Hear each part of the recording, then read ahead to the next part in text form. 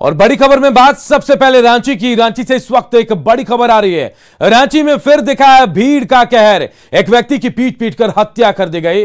रांची के अनगढ़ा थाना क्षेत्र की यह घटना है। मृतक मुबारक पर चोरी का इल्जाम लगा था। पेड़ से बांधकर मुबारक की भीड़ ने पिटाई की।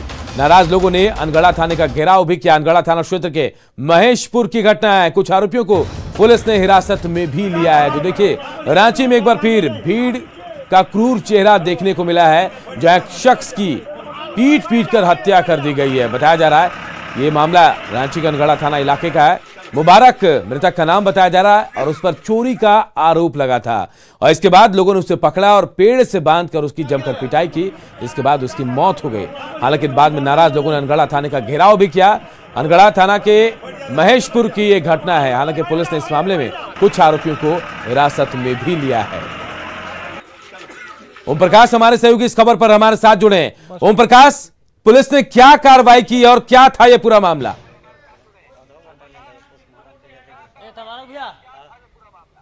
जी अनूप, जो मामला सामने आया उसके अनुसार युवक की बाइक चोरी के आरोप में पीट पीट कर हत्या की गई है। पूरे मामले को लेकर जब युवक की मृत्यु हो जाता है उसके बाद पुलिस को कंप्लेन किया जाता है, तो पूरे मामले में कहीं ना कहीं एक बार फिर भीड़ तंत्र का कहर देखने को मिल रहा है। हमारे साथ उनके परिजन भी है। आपके छोटे भाई थे वो मुबारक, क्या हुआ था पूरा मामला? हाँ सर, हम लोग जैसे तत्काल गए ना तो वहाँ देखे कि लड़का का लाश पड़ल था। उसका बगल में एगो पल्सर का अथी है, इसको पीट पीट के हत्या कर दिया गया है बांध के। पूरा इसका शरीर में भी अथी है, पूरा जख्म हुआ, पैर भी टूटा हुआ है इसका।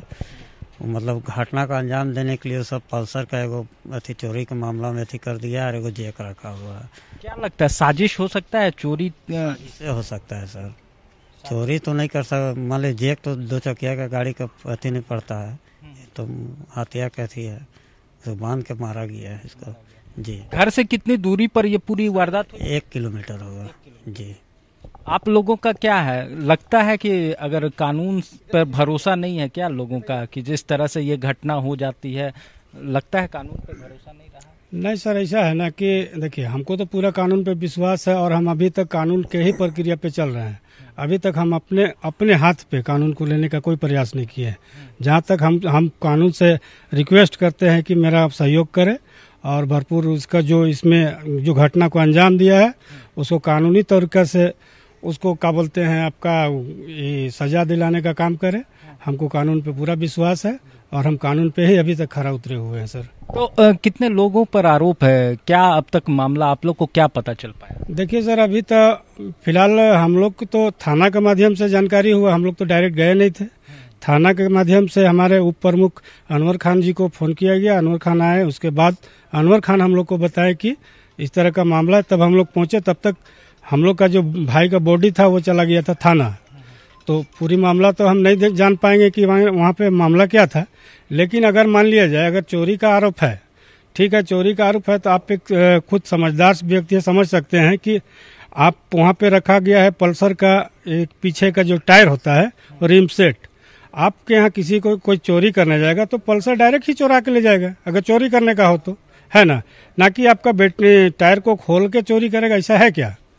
दूसरा बात, वहाँ पे एक बैटरी रखा गया छोटा सा कि भाई बैटरी मिला है और ये क्या बोलते हैं जैक मिला है, जो कि छोटा 4 चक्का का जैक है। तो आजकल अगर मान लिया उसको चोरी भी कर लेता है तो कितना, 100 रुपये का आएगा। 100 रुपया से क्या होने जा रहा है, आप खुद ही अंदाजा लगा सकते हैं। तो जाहिर तौर पर जिस तरह से पूरी घटना हुई है उससे लोगों में आक्रोश भी है। जो परिजन है वो भी साफ तौर से कह रहे हैं कि प्रकाश, से कोई पहली घटना नहीं है मॉब लिंचिंग की झारखंड में। आए दिन कई ऐसे मामले सामने आए। सरायकेला की बात कर ले, हम रामगढ़ की बात कर ले या फिर खूंटी की बात कर ले, ऐसे मामले सामने आ रहे हैं। क्या आम लोगों को या फिर जो लोग ऐसे शामिल हो रहे हैं उनको प्रशासन का खौफ नहीं, जबकि पुलिस कार्रवाई भी कर रही है?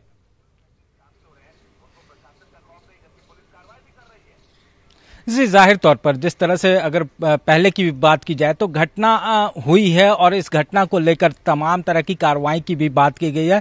न्यायालय की तरफ से इस मामले में विशेष दिशा निर्देश जारी किए गए थे, लेकिन उसके बावजूद इस तरह की घटनाएं नहीं रुक रही हैं। आपको बताना चाहेंगे कि पिछले कुछ दिनों पूर्व ही कोतवाली थाना क्षेत्र में, रांची के कोतवाली थाना क्षेत्र में इस तरह की घटना सामने आई थी, जिसके बाद प्रशासन पर सवालिया निशान उठे थे। उसके बाद महज 10 दिनों के अगर बात की जाए तो तो अगर 10 दिनों के भीतर अगर ये दूसरी घटना हो जाती है तो ये अपने आप में एक बड़ा सवाल है कि क्या प्रशासन का खौफ लोगों में नहीं है, क्योंकि जिस तरह से ये घटनाएं बढ़ रही हैं या फिर हो रही हैं तो कहीं ना कहीं कानून का खौफ जो होता है वो लोग उसे नहीं मान रहे हैं, उसका लिहाज नहीं कर रहे हैं। हो रही है, लगता है लोगों को डर नहीं है और यही वजह है कि कानून के रखवाले पुलिस वालों के रहते ऐसी घटनाओं को अंजाम दिया जा रहा है। बहुत बहुत शुक्रिया आपका इस तमाम जानकारी के लिए ओम प्रकाश। तो देखिए, रांची में मॉब लिंचिंग की घटना सामने आई है। अनगढ़ा थाना इलाके में एक शख्स को पकड़कर पीटा गया है। चोरी का आरोप लगा था, मुबारक नाम बताया जा रहा शख्स का। इतना पीटा गया कि शख्स की मौत हो गई है। हालांकि पुलिस ने इस मामले में कार्रवाई भी की है, कुछ लोगों को हिरासत में लिया है, जबकि लोगों ने नाराज होकर अनगढ़ा थाने का घेराव भी किया। जमशेदपुर के बाजारों में नकली नोट चल रहे हैं। यहां मानगो में एक घर से लाखों रुपए के नकली नोट और नोट छापने की मशीन बरामद की। दरअसल एक युवक जुगसलाई के एक होटल में नकली नोट चला रहा था। इस दौरान शक होने पर लोगों ने उसे पकड़कर पुलिस को सौंप दिया।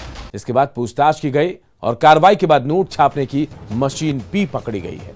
गिरफ्तार युवक आफ्ताब ने बताया कि वो गुलाब बाग कॉलोनी में मशीन से नोट बनाता और उसे बाजार में चलाता है। छापेमारी के दौरान पुलिस को काफी संख्या में जाली नोट मिले हैं। मानगो थाना में पुलिस आरोपी से पूछताछ कर रही है, जहां उससे कई और जानकारी मिलने की संभावना जताई जा रही है। तो देखिए, जमशेदपुर में लौ नगरी में नकली नोट का धंधा कैसे फल फूल रहा है। बाजार में एक शख्स नकली नोट चला रहा था। इस दौरान उसे पकड़ा गया और उसके बाद उसके घर से नोट छापने की मशीन तक बरामद की गई। और आशीष हमारे सहयोगी जमशेदपुर से हमारे साथ जुड़े हैं। आशीष, इतना बड़ा गोरख धंधा नकली नोट छापा जा रहा था, पुलिस को कानो कान खबर नहीं थी। क्या कुछ और अपडेट है इस खबर को लेकर? जी अनूप, आपने सही कहा कि शहर के बीचों बीच इस तरह का धंधा कारोबार चल रहा था और पुलिस के कानों में जूं तक नहीं रेंग रही थी। मगर आपको बता दूं कि इस मामले को पुलिस एक बड़ी सफलता मान रही है, जहां जुगसलाई थाना क्षेत्र में एक निजी होटल में आफ्ताब नामक एक युवक द्वारा 1.5 लाख रुपया कैश जो है वो 500 और 2000 के नोट जो है वो नकली नोट लेकर होटल में चलाने का प्रयास किया जा रहा था। उसी वक्त होटल प्रबंधन के लोगों को शक हुआ, उसके बाद उसको पकड़ा गया और इसकी सूचना पुलिस को दी गई। पुलिस तत्काल मौके पर पहुंचकर जुगसलाई थाना पुलिस ने उसको अपने हिरासत में ले लिया। हिरासत के बाद उससे पूछताछ के दौरान उसके निशानदेही पे मानगो थाना क्षेत्र में फिर छापेमारी की गई, जहां से एक नोट छापने की नकली मशीन के साथ कई लाख रुपए, आपको बता दूं कि कई लाख रुपए वहां नकली नोट बरामद किया गया। हालांकि खुद मौके पर एसएसपी मौके पर पहुंच चुके थे और ये देर रात की घटना है। देर रात उस पूरे इलाके में जुगसलाई और मानगो थाना क्षेत्र में कई जगहों पर छापेमारी की गई है, जहां से बड़ी संख्या में नकली नोट बरामद किए गए हैं।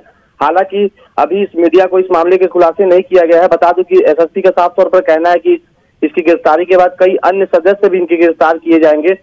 इसको लेकर लगातार पुलिस अभी भी शहर में तमाम जगहों पर छापेमारी की जा रही है। देखिए कैसे जमशेदपुर में नकली नोट का चलन बढ़ गया। नकली नोट बकायदा यहां छापे जा रहे थे। आफ्ताब नाम के एक शख्स को पकड़ा गया। फिलहाल पुलिस उससे पूछताछ कर रही है और कई अहम सुराग और जानकारी मिलने की संभावना भी जताई जा रही है। बहुत बहुत शुक्रिया आशीष। देश के कई राज्यों में कोरोना के केस में लगातार बढ़ोतरी होने से देवघर में भी संक्रमण का खतरा बढ़ गया है। संवेदनशील माने जाने वाले देवघर में उपायुक्त ने कोरोना को लेकर जारी नियमों के सख्ती से पालन की अपील की। उपायुक्त ने कहा कि प्रमुख तीर्थ स्थल होने की वजह से हर दिन देश के कई राज्यों से यहां लोग आते हैं, जिससे संक्रमण का खतरा बना रहता है। उन्होंने लोगों से मास्क पहनने और सोशल डिस्टेंसिंग के तहत सभी नियमों का पालन की अपील की और साथ ही टेस्ट पर मिलियन बढ़ाने का फैसला भी लिया गया। उन्होंने ये भी कहा कि नियमों का उल्लंघन करने वालों पर फिर से जुर्माना लगाया भी जा सकता है। और ये वल्नरेबल माना जाता है हमारे देश में ये डिस्ट्रिक्ट कोरोना का, तो उसको देखते हुए हम लोगों ने फिर से कल से लोगों से अनुरोध किया है कि इसको लाइटली नहीं लेने के लिए कोरोना को, और सभी लोग जो किसी तरह का कोई भीड़, अनावश्यक भीड़ न करे और अन्य लोगों से मिलते वक्त मास्क का प्रयोग करें। और साथ ही साथ हम लोग टेस्टिंग का भी बढ़ा रहे हैं, जो टीपीएम जो टेस्टिंग पर मिलियन जो है ज़्यादा से ज़्यादा करने के लिए, ताकि पहले ही हम लोग जो भी अगर इनकेस संक्रमण पाया जाता है तो तुरंत उसके कॉन्टैक्ट्स को ट्रेस करके उनका भी टेस्टिंग करके हम लोग आइसोलेट कर पाएँ और क्विक ट्रीटमेंट भी कर पाएंगे। जमशेदपुर शहर में कुछ दिनों से कोरोना पॉजिटिव मरीज बढ़ रहे हैं, लेकिन इसे लेकर पूर्वी सिंहभूम जिले के उपायुक्त ने हाई अलर्ट जारी किया है। इस दौरान मास्क और सोशल डिस्टेंसिंग का उल्लंघन करने वालों पर कार्रवाई के लिए उड़नदस्ता का गठन किया गया है और साथ ही उपायुक्त ने कोरोना को मात देने के लिए लोगों से टीकाकरण के लिए आगे आने की अपील भी की है। प्राथमिकता में पहले उनको ही रखा है, इसलिए हम लोगों की इस पूरे के पूरे अभियान में सबसे पहले प्राथमिकता है कि हम लोग उसमें कोविड का टीका करें। और इसी क्रम में हम लोगों ने लगभग 29 सेंटर खोले हैं और उस सेंटर को हम लोग और बढ़ा रहे हैं ताकि इसकी पहुंच जो है हर एक लोगों तक पहुंच हो सके। और मैं सबों से आपके चैनल के माध्यम से आग्रह भी करूंगा कि 45 से लेकर 60 वर्ष तक जिनको भी कोई बीमारी है वो सरकारी में निःशुल्क या फिर अगर किसी प्राइवेट में जाते हैं तो सशुल्क वो टीकाकरण करवा सकते हैं। और 60 वर्ष से ऊपर जो भी पर्टिकुलर व्यक्ति हैं वो आएँ और टीकाकरण का लाभ उठाएं। और उड़नदस्ता दल का वापस से गठन कर दिया गया, जहां पे सामाजिक दूरी का वायलेशन होता है या लोगों को मास्क नहीं पहनने की टेंडेंसी देखी जाती है जो कि बढ़ रही है धीरे धीरे, उसको भी हम लोग कंट्रोल करने के लिए वापस उड़नदस्ता का गठन कर दिया है जो कि इस तरीके के लोगों पर कड़ी से कड़ी कार्रवाई करेगा।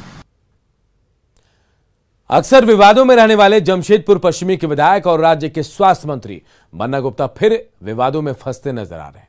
ताजा मामला मंत्री बन्ना गुप्ता के रिश्तेदार से जुड़ा है। बन्ना गुप्ता के रिश्तेदार चंदन मित्तल पर शास्त्री नगर के ब्लॉक नंबर 4 में जमीन हड़पने का आरोप लगा है। इसे लेकर कई लोगों ने कदमा थाने में हंगामा किया। हालांकि दोनों गुटों की ओर से थाने में मामला दर्ज कराया गया है। लोगों का आरोप है कि फर्जी कागजात बनाकर बन्ना गुप्ता के रिश्तेदार ने जमीन खरीदी। वहीं चंदन मित्तल का कहना है कि उन्होंने ये जमीन खरीदी और लोगों का आरोप गलत है।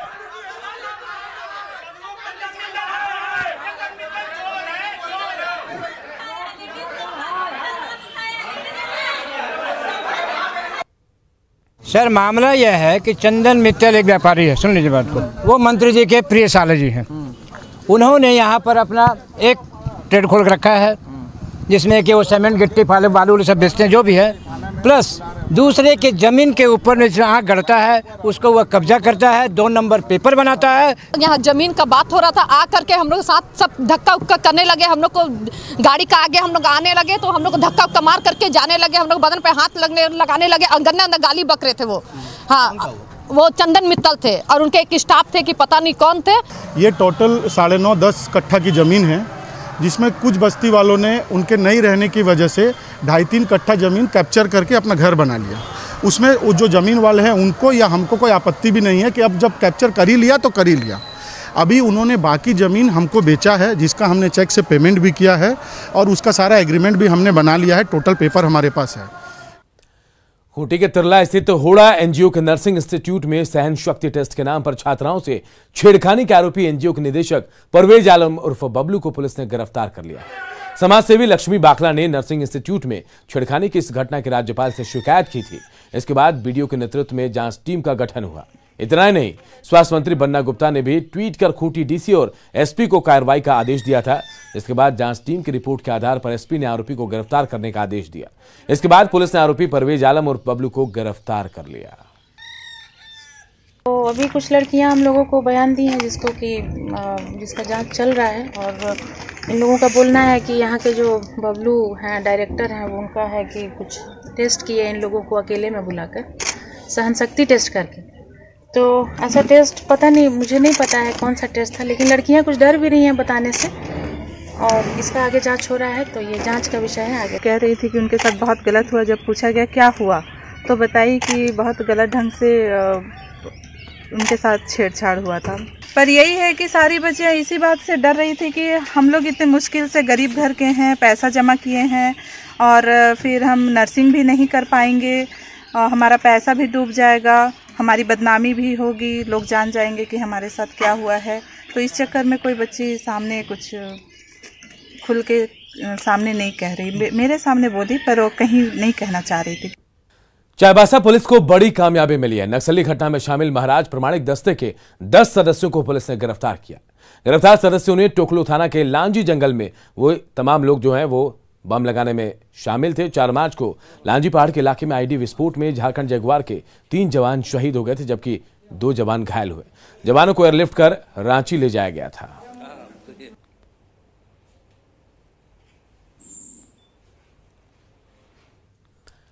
इधर सिमडेगा में न्यूज 18 की खबर का बड़ा असर हुआ है। ब्लड कैंसर से पीड़ित 4 साल के ऋषभ की मदद के लिए अब केंद्रीय मंत्री अर्जुन मुंडा आगे आए हैं। उन्होंने अपने सांसद प्रतिनिधि सुशील श्रीवास्तव को ऋषभ का हालचाल लेने और ऋषभ के इलाज में होने वाले खर्च का एस्टीमेट राशि तैयार कर दिल्ली भेजने का आदेश दिया है। सुशील श्रीवास्तव ऋषभ के घर पहुंचे। उन्होंने ऋषभ के सभी आवश्यक मेडिकल डॉक्यूमेंट, उनके मुताबिक सभी डॉक्यूमेंट को जल्द से जल्द दिल्ली पहुंचाया जाएगा। इसके बाद सांसद अर्जुन मुंडा की अनुशंसा के बाद पीएमओ इसे भेजा जाएगा।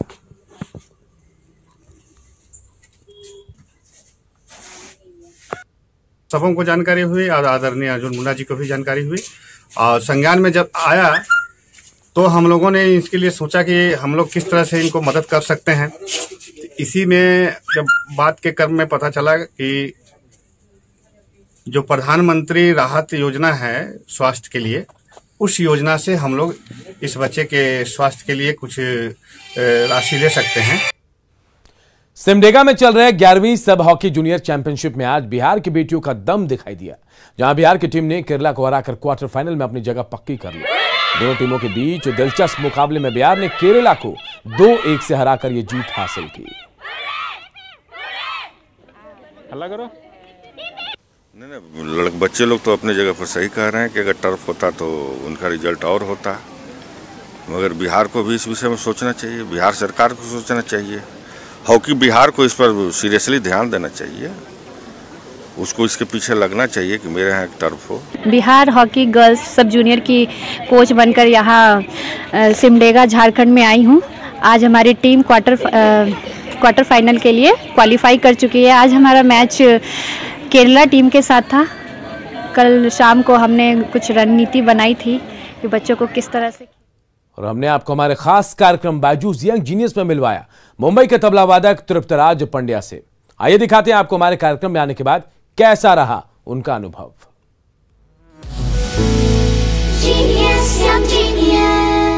बायजूस यंग जीनियस न्यूज 18 पर एक ये कोशिश है जहां हम आपके सामने लेकर आ रहे हैं देश के कुछ करामाती यंग जीनियसेस, चाइल्ड प्रोडिजीज। उनमें से एक हैं तबला एक्सपर्ट तृप्तराज पांड्या।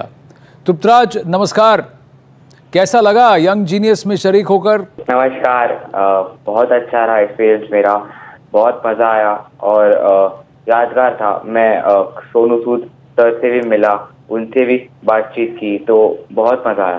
तो क्या याद रहेगा आपको? मेरे को सोनू सूद सर की बताई हुई बातें याद रहेगी कि वो कैसे अपना टाइम टेबल फिक्स करते थे, उनका एक डेली स्ट्रिक्ट डिसिप्लिन रूटीन कैसा था, वो सब याद रहेगा। गुरुजी ने कुछ कहा जब आपने बताया कि देखिए सर मैं ऐसे एक यंग जीनियस के शो में गया हूं, क्योंकि गुरुजी से भी हमने बात की है?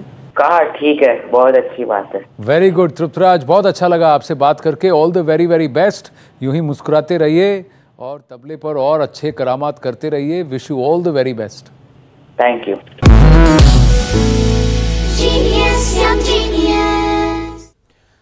और जोहार झारखंड के इस बुलेटिन में इतना ही, लेकिन खबरें लगातार जारी है। देखते रहिए न्यूज 18।